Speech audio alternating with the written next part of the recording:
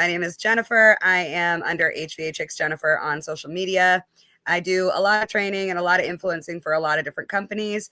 In this situation, Encompass goes through Skillcat. I work for Skillcat as their chief trainer, and we go ahead and put these on for you, and Encompass gives them out to you guys for free, which is awesome. Like Reggie said, 99% of their training is free, and the 1% is really worth the money. So make sure you guys look into that 1% as well. Don't discount that. So those of you who do know me, here we are again for another seasonal training. So for this time, I'm going to share my screen here with you guys.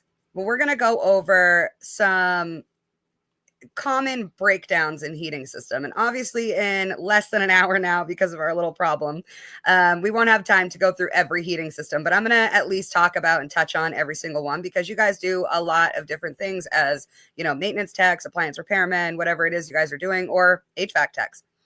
So we're going to go through and just see what commonly breaks down. For those of you who are watching this later on, I know that a lot of you won't be here live because of work schedules and it's 11 in the morning. But for those of you who need to get a hold of me to ask questions after, just look me up on any social media. It's just at HVHX Jennifer. All right, I'm going to attempt to share my screen here. It didn't want to let me earlier, but I think I got it. Excuse me. All right. So we're going to go into slideshow mode, and we have understanding and addressing common heating system breakdowns. So I always, when I teach this subject, start with furnaces. And that's because we see more furnaces, especially in the north or in the Northeast, specifically where I'm from Maine. So we have a lot of furnaces. We do have a lot of boilers, and I will touch on those later. But because of the extra licenses some states require for boilers, we're not going to get super deep into those. So for, you know, our first thing that we're going to go over, our first item, we're going to go over pressure switches, but this is gas furnace common breakdowns. I want you guys to completely understand that I'm only talking about furnaces here. However, those of you who have worked on boilers or who will work on boilers in the future, you will see a lot of the same parts. So pressure switch failure. I always start with this one because it is the most simple, and because it's the most simple, it's the most overlooked. However, it's also the most common in my career anyway. I've been doing this for years and years, and the most common, I would say, for me, reason for breakdown is a pressure switch. Whether it's doing its job or it's failed is a whole nother story. We're going to get into that, but pressure switches are the most common failure. I put a picture of a furnace pressure switch on here because this is what they look like and you need to be able to find them. And when I reference things like tubes and leads, you know, you have your electrical leads here, and then you have your tube, which is here, which is what senses the pressure. So we need to know if our pressure switch has failed, and we need to know why it failed, whether it failed mechanically or electronically. So starting out, we need to test the function of it. So to test the mechanical function, which is just the way that the pressure switch opens and closes, not necessarily how it's told to do that. So to test it mechanically, we're going to remove this orange tube. Sometimes they're not orange, guys, but it will always have a tube off of the end of it. You're going to remove the tube, not off of the pressure switch, but off of the furnace, where you see this little red arrow here. You're going to remove that pressure switch. And you can do this for multiple pressure switches. This is just how you test them. So you're going to remove that tube. You're going to put it to your mouth. And I know that's disgusting. Definitely wipe it off first, but this is how we do it. And you're going to, I guess you could use a bike pump if you wanted to. Again, you're not really going to know unless you do it this way. You're going to blow directly into the tube. So when you blow into the tube, that switch is designed to change on pressure. So when it feels the pressure change, it should open or close. Now, the first thing I want you guys to remember is that some pressure switches are normally open and they close when they are triggered, and some are normally closed and they open when triggered, just like any other switch. So if you blow into the unit, or you blow into the pressure switch and you feel that change positions, it'll be kind of a click. You'll feel it kind of in your hand. You'll feel that change positions. And then that means that it is definitely working on incoming pressure. When you then change that and you suck on that tube and it changes positions, that means it's also working on outgoing pressure. So you want to make sure that you test it both ways. Obviously, if you blow into the tube and that it doesn't change positions, chances are it's not going to change positions when you suck on it. But I mean, if it's just tripped, then it will. So you want to make sure you do both of those things. So if it does not change position, if it does change positions, then it's probably not faulty. You still need to test it for electrical failure, but if it does not change positions at all, it's still failed. If it does change positions both times, then it's probably not failed at all. And then to test the electrical function, you're going to use a multimeter for this. You're going to turn your multimeter to continuity, and then you're going to test the leads on the switch. So when I talk about leads, what I mean is your connections to the wiring that goes to it. So you're going to check your leads, and then you're going to read the schematic to find out whether the switch is normally open or normally closed. Because in some switches, you want continuity, and in some switches, you do not. And that is manufacturer specific, unfortunately, for the most part. But a lot of the time, you'll be able to tell just by looking at it. If not, the schematic will tell you whether that's normally open or normally closed. So what you need to figure out is whether it's supposed to have continuity through the switch because it's closed, or if it's not supposed to because it's open normally. So at that point, you'll understand what your continuity should say, whether you should have continuity or you should not. And if you do have continuity, you guys know your meter will ring. We call that ringing out. So if you guys ever hear about ringing out a component, if you call for tech support and somebody says, well, ring it out, that's what they mean is testing for continuity. And here's a bonus. You guys, this is just from me to you. This is your little Thanksgiving present here. Behind the tube, where this hooks to the unit, right where that little arrow is pointing, you will see a hole. When you remove this tube, there's a hole behind there. That tube, because of heat exchanger degradation, because of poor fans, because of water that's gotten in there, there's all kinds of different reasons. But because of these failures, we end up with debris inside that hole. And when we have debris inside that hole, the pressure switch cannot correctly test the pressure of the system. All it's doing is sucking debris into the tube, or it's not able to suck anything through the tube. So when that is clogged, we need to make sure we release that debris. So we're going to pull the tube. We're going to see that it's clogged. We're going to take a very, very small, like the smallest Allen wrench you have, and you're going to just kind of stick it in there. Sometimes a screwdriver will fit. Sometimes they won't. So you got to kind of trial and error it. I have a specific Allen key that I keep in my service bag just for this reason. You're going to clean that hole out, and then you can reconnect the pressure switch and see if it comes out of whatever the failure was. The other thing is we always want to make sure that we're removing the tube when we're testing, because sometimes water can get in there. I have watched countless times a tiny drop of water in this pressure switch tube caused the pressure switch to fail, or it caused the pressure switch to trip falsely. So make sure that you're pulling that tube. If you guys do find water in one end of your tube when you pull it off and blow in it, make sure you remove the other end and clean out that tube before you try to blow air into the pressure switch, because it can make them fail. So that's pressure switches. If you guys have any questions about pressure switches, put them in the chat. If you have questions and you're watching later, please go ahead and reach out to me. I'm more than happy to help. The next situation we're going to talk about is gas valve failure. This happens, some would say, equally as common as pressure switch failure. This happens more and more often, you guys, now than it does on the older units. These newer units, I'm not sure if it is, the engineering of them or if it's the type of materials we're using, but new gas valves do not last a very long time. And it's really disheartening. And it's one of those things where we hope they come up with a way to fix that very soon, because it is really hard to go to your customer and say, I just installed your unit and your gas valve is bad right from the factory. That sucks. It sucks even more to put the unit in, and maybe it's a new customer that you haven't done an install for or, done service for. And then they call you in 2 months and say, my unit's not running and you just installed it. What is going on here? A lot of the time when that happens, you guys, it's this right here. It's the gas valve.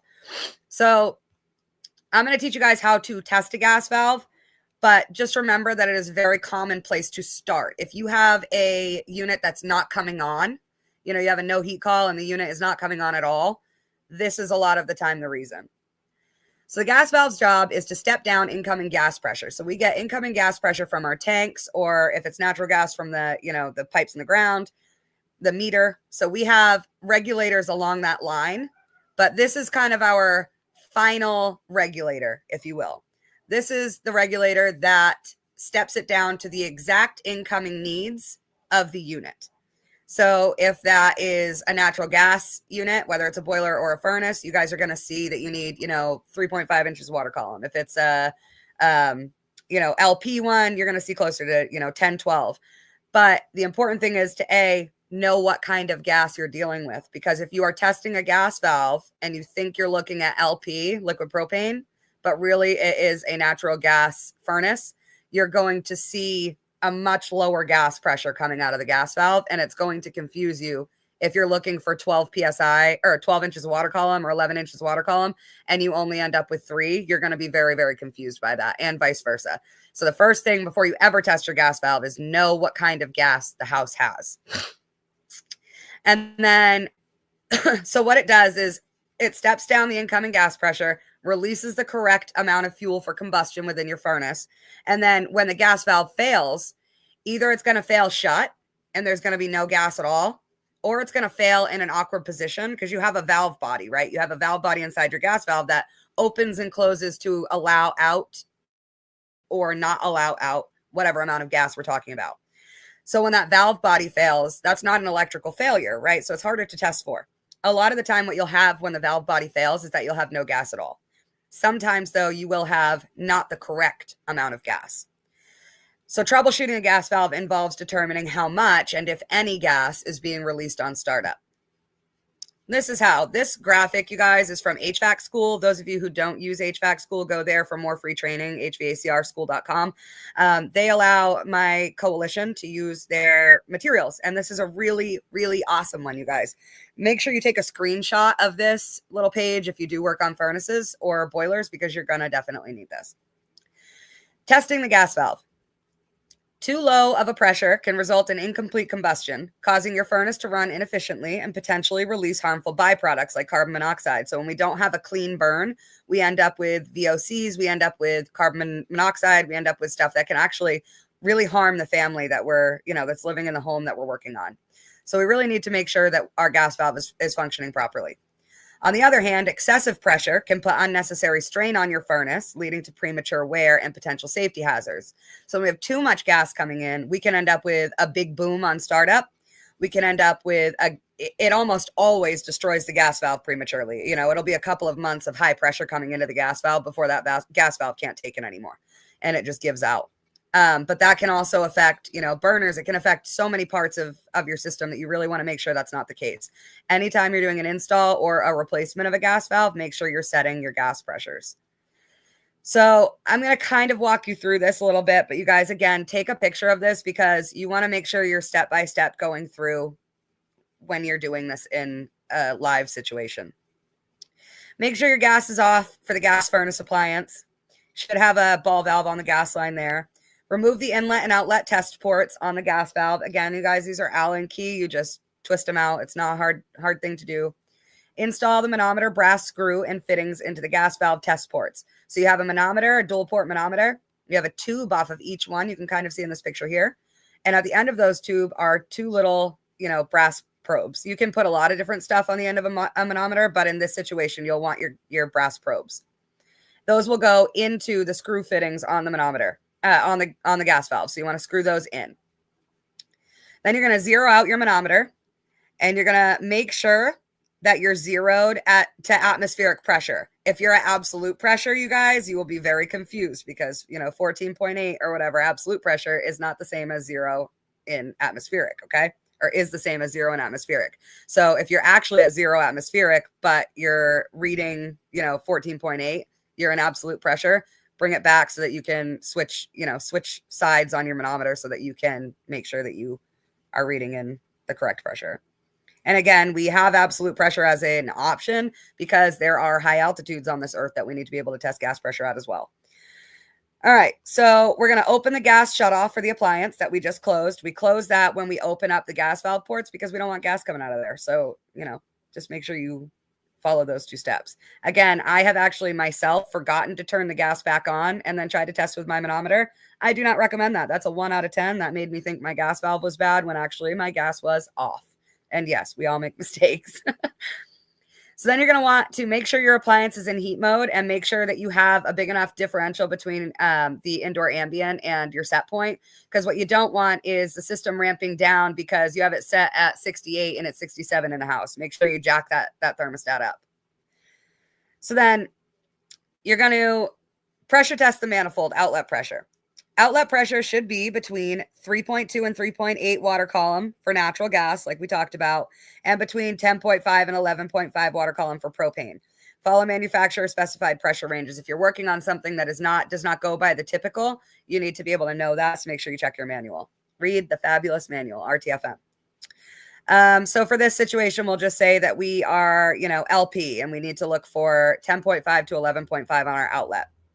So you're going to turn the adjustment screw clockwise to increase the outlet pressure. If you don't have what you need to up that pressure. You can see if your gas valve is going bad or if it is just a situation where it wasn't set right the first time by turning that adjustment screw clockwise or counterclockwise to decrease. And then once you've adjusted it to match your design input and output, shut off the gas, remove the brass screw fittings, and reinsert the plugs into the gas valve. Then you can run your unit and see if that was the problem. A lot of the time when you have a bad gas valve and the valve body has failed, you'll see nothing on the outlet, you guys. It won't be close. So if you're looking for 10.5 and you have a bad gas valve, it won't be, 10. It won't be 9.5. It'll be like 1 or none. So if you have questions about gas valves, you guys, again, put them in the comments, or if you are watching this after, reach out to me. I'm happy to answer any questions you guys have. Flame rectification. This is a huge one. So you guys, when we have a no heat call, it's rarely anything other than the sequence of operations of the furnace. So our board tells our furnace to run in a sequence. So make sure you don't turn the gas valve on until you have proven spark. Make sure you don't turn the spark on until you've proven the gas is right. Make sure that the airflow doesn't come on until you have gas and spark, whatever the sequence of operations is for that unit. When we talk about sequence of operations, it's always gas, air, flame. Right? Those are the three things we need for combustion. If we don't have the correct air, we're going to have problems. If we don't have the correct flame, or if we don't have the correct spark, we're going to have problems. If we don't have the correct gas, going to have problems. So flame failures happen usually for a few reasons. Gas, air, igniter is faulty. Okay. We just talked about that. We've talked about the gas valve. So let's move on to the igniters. Some furnaces have a spark igniter and some have a hot surface igniter. A spark igniter just sparks to light the gas. You guys hear that clicking, right? The that's a spark igniter that you're hearing. Whereas an HSI, a hot surface igniter, will slowly heat up until it's hot enough to light the gas. You guys will see this in gas ovens. You will see it in a lot of HVAC equipment as well. Mainly on the commercial side, you'll see hot surface igniters. You'll see some spark, but yeah. So you'll see them. Don't be confused as to if you see this, it's a spark. If you see this, it's a hot surface igniter. Both of them do the same thing. One just does it more slowly than the other. So what will happen with a hot surface igniter is when the call comes to the hot surface igniter to turn on, it will heat up slowly. And once it's hot enough, it will then trigger the gas valve. The gas valve will blow its gas and this hot surface igniter will light it. Whereas a spark, once it's determined that spark is there, it will trigger the gas valve and send gas to the igniter. The igniter will ignite the gas, cause a flame. So when we have situations where like these 2 points, these 2 electrodes are too far apart, when we have too big of a gap, we won't get correct spark. That will cut the sequence of operations and it will not allow to go to the next in the sequence, which is triggering a gas valve.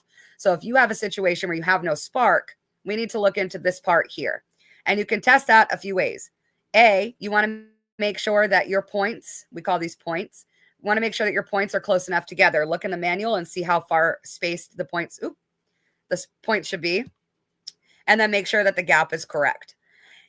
If your gap is correct, make sure that you have cleaned your flame rod and igniter, because when these get oxidation and they get corrosion on them, you'll have this white kind of dusty, crusty substance all over it. We need to get that off. However, this component is constantly in direct flame, right? So we don't want to use something like sandpaper. Sandpaper is what we would normally use to, sand something down and make it clean. We do not want to use that on a flame rod. The reason is that sand that gets left over and left on the flame sensor can actually turn into glass and become inconducive. So we don't want glass to form on our flame rod, because then our flame rod won't be able to sense the fire that is around that glass. So we never want to use sandpaper. Always use a dollar bill. A lot of people swear by the hundreds, I'm told, because it makes us look like ballers. But no, you do not have to use a $100 bill. Most people just do. You can use any bill. You can also use like steel wool. Something like that would be okay.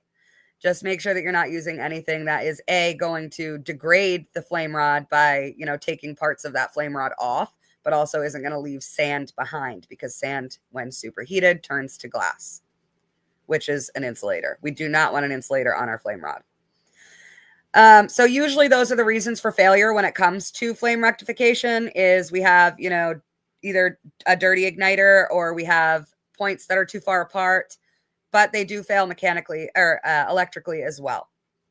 So let's kind of go to the next one. Oh, pilots. Let me just touch on that a little bit. You guys will not see pilots in most new equipment other than gas fireplaces. So a pilot is basically, you won't see either one of these parts, but you will see a flame that doesn't shut off. And if it's a pilot system and you don't have a flame, that indicates something is wrong with your pilot, and that is the part that needs to be either repaired or replaced. So if you have a pilot system, you have an old furnace that has a pilot system, and your flame is not lit on your pilot, that is an indicator that that's what is wrong with the system, or at least that's a thing that's wrong with the system. Again, you won't see those a lot nowadays other than on gas fireplaces. I just put one in yesterday that does have a pilot, and a lot of fireplaces have pilots. So testing, let's go back to testing. Sorry, guys, I forgot I put it on the same page. So when you electrically test an igniter, you want to check for continuity. And then you also want to, depending on what your continuity test says, that won't always give you an answer. You also want to check your resistance. So if you have a high resistance level on your igniter, you want to make sure that you're looking into why, is it something incoming, or is it the part itself has failed? Next on our list, and you guys, I hate just talking at you, but I wasn't sure how many people were going to show up live, so I wanted to make sure that there wasn't a whole bunch of gaps in this. I appreciate all of you who did show up live, just kind of bearing with me. We will have a discussion at the end of this. So blowers and inducers. You guys know what I'm talking about when I talk about a blower or an inducer. They're two different types of fans that both essentially do the same thing on two ends of the system. So blowers and inducer motors typically go bad from poor airflow. So overheating is, in my experience, I'm not saying statistically, but in my experience, overheating has been probably the number one cause of bad blower and inducer motors. Overheating happens because the airflow of the entire system is just not correct. A lot of the times you'll, have a couple of inducers went bad and nobody checked to see that there was a secondary heat exchanger on a furnace.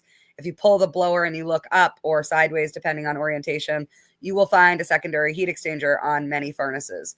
That secondary heat exchanger tends to be overlooked because nobody knows it's there. So during maintenance, we come and we clean the furnace. We're not cleaning the secondary heat exchanger because we don't know it's there, or because we forgot that it's there. When that happens, you might have a system that has had maintenance recently. So you might show up to a system that looks clean, but still it's burning through inducer motors or blowers like, hotcakes, and you can't figure out why. When you see a situation like that, a lot of the time is that the secondary heat exchanger has never been cleaned because nobody knew it was there. Pull the blower, look around, you will find your secondary heat exchanger. And if that is the case, if it's like a 10-year-old unit and the secondary has never been cleaned, you'll see like a layer of crusty, rusty dust all over your secondary heat exchanger coil. You want to make sure you clean that really, really, really good. Make sure you're getting good airflow before you replace the inducer again. This happens a lot. I'll have people call my tech support line where they'll say, I've replaced this inducer 4 times and it worked for a week each time. Well, that's a good indicator that there is not good airflow and that you're overheating inducer motors because of it. So yeah, even one bad inducer motor, you should be looking for a secondary heat exchanger. Even if it's old, doesn't matter. You guys want to make sure that those secondaries are clean. They cause all kinds of weird problems within furnaces. Blocked returns are another reason people tend to put furniture or rugs over their return registers and it just doesn't pull enough air back to the unit, which will cause the fans in the unit to overwork. And when that happens, they overheat. So if you want to, we'll talk about on a blower first, or either one really. Mechanical failure. Mechanical failure usually looks like sticking. So it's stuck, right? You guys have all seen a fan that was stuck, I'm sure, in your careers. No different here. On some inducers, on some blowers, you will have a little kind of tab sticking out off the back of it where you can manually kind of grab it and crank, and it will manually spin. Sometimes if you do that, it will come out of it and you won't have a problem again. More often, even if it does have one of those tabs and you do manually start it, it will go back out again, either on the next startup after satisfaction or a few days later. I do not recommend manually spinning it as a way to leave it. I recommend manually spinning it as a way to diagnose. So, and also more and more recently, we don't even see those tabs on them and you just have to replace it. I recommend replacing it anyway, either way. So if you have a stuck inducer motor where you may hear it trying to start, or you might feel that it's getting really, really hot and you still have no fan, that is indicative of a bad inducer motor. You need to replace that. If you have it spinning, but you feel like there's an airflow problem, it keeps going out on high pressure, or, there's lots of things that it can trigger from not having correct airflow as well. So if your secondary is clear, your returns are clear, your flues are clear, you don't have anything else blocking airflow, you can electrically test it as well to see if it is overamping. And when it's overamping, that is overheating. They are directly correlated. So to test for an overamping, to test for voltage, first of all, to make sure you're getting the correct voltage, we'll start there. Use a multimeter on the voltage setting to test power going to the inducer motor. Probe the hot black wire and the neutral white wire. You should get 120 volts VAC. So when we say probe them, we mean put your black COM wire and your red hot lead on these black and white wires. When you do that, you should get 120 volts AC. When the furnace is in heat mode anyway. Make sure it's in heat mode before you test. If you do not have 120 volts AC going to the inducer motor, then you need to check the furnace's control board, which is where you get your power from. So if you don't have correct power coming from the board or out of the board, that's more likely a board issue. If you do have correct power coming from the board, but not through your motor, that's typically a motor issue. And again, to test the windings, to test that going through, what I mean by that is that each winding within the fan is taking its correct amount of voltage and amperage, right? So to test them, we're going to test for resistance. Using a multimeter to test the resistance across the inducer, turn your multimeter onto the resistance, ohms, which is this symbol here, this omega symbol. Use the two multimeter probes to test the hot red or black wire and the neutral white wire pins on the connector that go to the inducer motor. So you're going to test right directly at the pins. There should be between 20 and 100 ohms of resistance between the hot and neutral wires, depending on if the hot wire is for low or high speed. A lot of the time we see in AC, it's in high, but in heating, you guys, you could have your fans set to low or medium, and that's not uncommon. So make sure that you know your fan speed before testings, or it'll confuse you. If your multimeter reads an open line, OL, or a high resistance reading, then your inducer motor windings are bad and the inducer motor assembly will need to be replaced. So when I say high, you guys will not typically see 110 if your motor windings are bad. You'll see a very high resistance reading. So that's furnaces, you guys, in a nutshell. There are a lot more components on a furnace that can go bad. Obviously, don't quote me on saying that these are the only things that can happen. We're just getting into the most common. If you haven't watched it yet, we did get deeper into residential heating systems on our last training. Go to the Encompass YouTube channel and watch there. We do have it up. So you guys will see a lot more systems and you'll see a lot more components that can go bad in that video. This particular training is only on the most common. I did take a few slides from that, including this one, to kind of touch on mini splits a little bit, because those of you even in maintenance will see mini splits a lot more than you'll see, boilers. So I wanted to touch on this a little bit in this presentation for you all. So common breakdown causes for mini splits. Flare leaks is a huge one, you guys. When we get our line sets from the factory, from the supply house, a lot of the time they'll have the flare nut attached to the line set. Now, that doesn't mean that the pipe itself has been flared. That just means that the manufacturer has squished it down to hold that nut on so that you don't lose the nut at the supply house or before you get to the job site. A lot of people don't understand that, and they think that it's a factory flare. There is rarely such a thing as a factory flare, you guys. They are not sitting here with their, flare equipment flaring these out for us. This is just a mechanism of squishing that line set in order to keep the nut on. Those of you who have worked with flared equipment, you understand the importance of having a good flare. We don't want an extra thin flare, and we don't want an extra thick flare, and we certainly don't want a bent flare. When you forget to flare this, or you don't know that you have to flare this, you will connect it with your pounds of torque, and you will a lot of times break that flare off in the nut completely. And then you'll have to remove it. You'll have a leak. It'll be a whole thing. Make sure that the second you get your line sets, you're cutting off the ends, pulling your nut off, putting your nut back on, and then reflaring the end.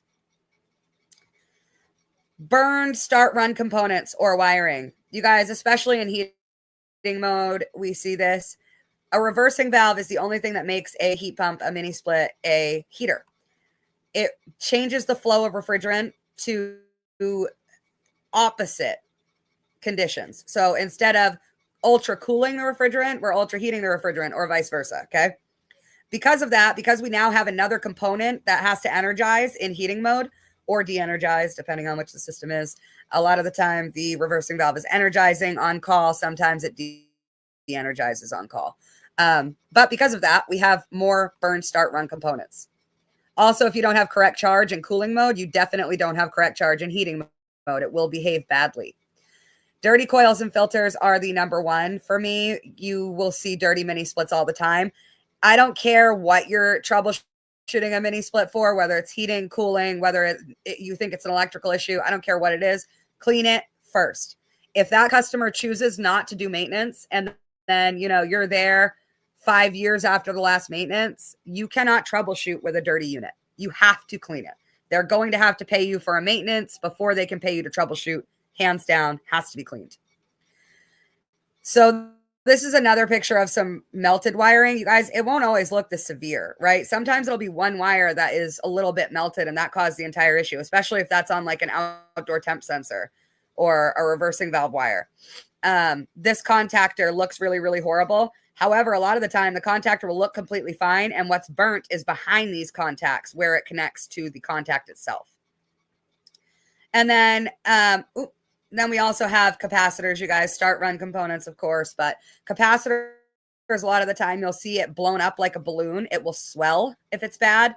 That's not always. You need to de-energize, put a screwdriver across, pull it from the unit, de-energize by putting a screwdriver across the two, the Herman comms. And then you want to test for capacitance with your meter to make sure. You should have within the correct number of microfarads on that capacitor. If you do not, if you have too little or too much, a lot of the time it's too much. But if you have too little or too much, you want to make sure you replace it. The capacitors run your fans. You can't have fans without capacitors. You can't have airflow without a fan. These came from some experienced technicians. I work with a lot of technicians in the HVACR space online, and I had them all kind of give me some little mini to-dos for you guys. So don't drop the condenser on your finger. That doesn't have anything to do with what we're doing here, but I added it anyway because the perplexity of how someone cannot follow safety is incredible to me. I can't understand how safety doesn't come first for anybody. But then I realized that a lot of the time, the technician is not at fault for that. The technician is typically either required to or encouraged to forego safety measures to make the job faster or to increase profit somehow.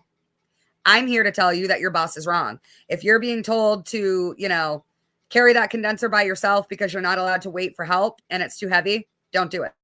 I don't care what your boss says. Don't do it. You need to get help. You need to not be, slips, trips, and falls are incredible. If you're in a situation where it's impossible to get a, condenser somewhere without slipping, tripping, or falling, don't do it. If you're in a situation where you can't be tied off on a certain roof, but your boss wants you to put that condenser up there anyway, don't do it. This is a very good visualization of not following safety precautions. Safety needs to come first always, no matter what you're working on, but especially mini splits. And then we have talk about torque specs on the flare fittings. So yeah, mini splits are all flared, okay? We talked about how the flare from the manufacturer is not a flare and you need to redo that yourself no matter what the situation is. There's another way that those flares will fail and cause a leak. And the other way is not torquing it to spec. So a lot of people, a lot of the old heads, and all of you are going to say, I've never needed a torque wrench. So, you know, a few good ugga-duggas is not conducive to a good flare, okay? So flares are meant to be torqued. And if we don't torque them down correctly to manufacturer specification, we could end up with a leak because of the pressure of the refrigerant. When we flare something, we're not flaring it with water in the line. You know, water is lower pressure. These refrigerants are extremely high pressure, and they're enough high pressure to break your flare if you don't do it correctly. If you don't flare your line correctly, and if you don't connect your flare fitting correctly, you could end up with a broken flare. The last thing you want is to install a mini split and then have people freezing a week later because you didn't flare correctly. That's not a fun callback to have. It's a dig into profit callback, and it will not ever increase your profit. That's for sure. Surge suppression is another one. We talked about melted wires. We talked about electrical, you know, kind of a little bit about electrical failure. When we have too much voltage going to the unit, so a compressor needs correct voltage at all times. A compressor can go into lockout or completely blow itself, completely lock out altogether and blow windings by having too little or too much voltage. So say we have a power outage, and after the power outage, they never shut off their unit. And so after the power outage and the power comes back on, it sends a surge of high voltage through to the compressor. Your compressor is now cooked. Your unit is dead in the water. You need to replace the compressor and probably every single electrical component on it before you can get it to go again. That's not a lot of fun. What we have now is surge suppression. So you can put a surge regulator on the unit. You also can put a voltage meter. That's a voltage cutout meter is what it's called. But basically it's a little ICM makes them, and it's a little like meter that tests whether the compressor is getting the correct voltage on startup. So if it gets too little, then we can overwork the compressor. The compressor can blow a winding, okay? It can also melt the terminal. It can do all kinds of things. So we want to make sure that we never drop in voltage too low on startup, but it can also happen from too much coming through it. So if we have a surge suppression system, that's not going to happen. It's going to cut the compressor until it gets the correct amount of voltage. And then Nylog, Nylog is a product made by Refrigeration Technologies. It is essentially a lubricator for threads, but it's also a sealant for flares. It will not seal your threads, so don't use it for that, but it will make your flare connection more sealed. Now, this is not a chemical. This is just the oil that's already in the refrigerant. But it's made more viscous. So it's a thicker version of POE oil or mineral oil that is already in your system in your refrigerant. That way it does not void warranty calls. It does none of the sort, but it will help you to seal your flare when you need to.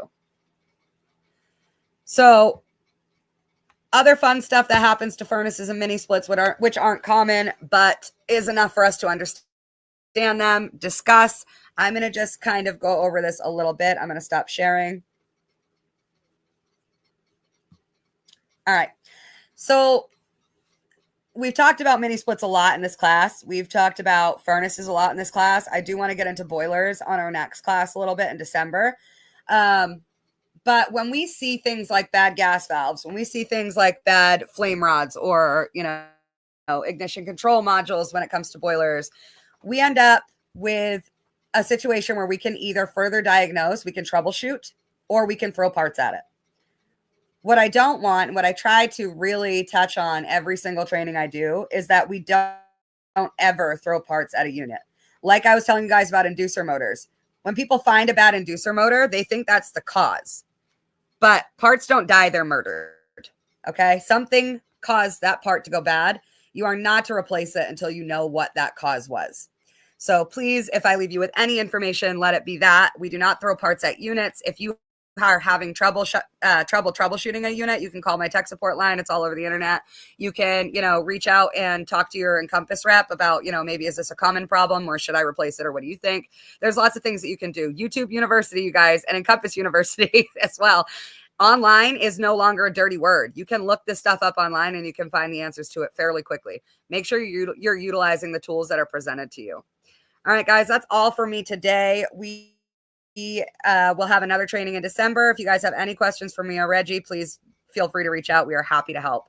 I'm going to go ahead and end the stream now. Have a great day, you guys.